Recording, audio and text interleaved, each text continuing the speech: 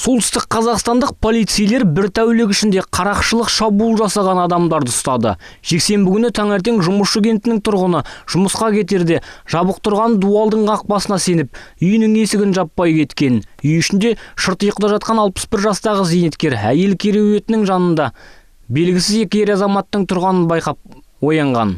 Қатты шошынған зейнеткерден олар ақша талап етіпті.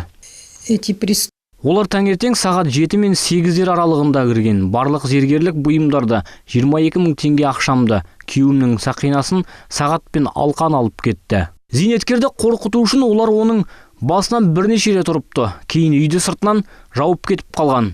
Олар үйдегі зергерлік бұйымдарды, ақшалай қаражат пен азық-түлікті қолды қылған.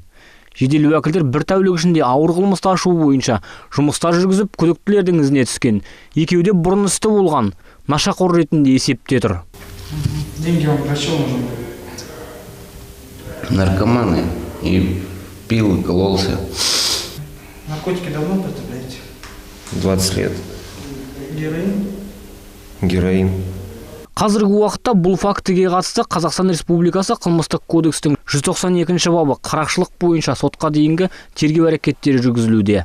Бұл баптың санкциясы бойынша олардың мүлкі тәркіленіп 5 жылдан 10 жылға дейінгі мерзімге бас бостандығынан айырылуы мүмкін. Айта кету керек, бұл қылмыстың ашылуына қала тұрғындары жәрдемдескен. Петропавл қаласының 2-ші полиция бөліміне қарақшылық шабуыл жасалған жайында ақпарат келіп түсті.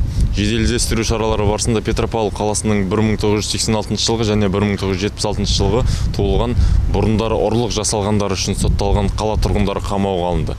Күдіктілер нашақор ретінде тіркеуге алынған. Қазіргі таңда Қазақстан Республикасының қылмыстық кодексінің 192 бабы 2-ші тармағы бойынша қылмыстық іс қозғалып, тергеу амалдары жалғасуда. Полицейлер ескерткендей жәбірленушілер неғұрлым тез арада полицияға хабарласа, соғұрлым қылмыста ізін суытпай ашылуы мүмкін.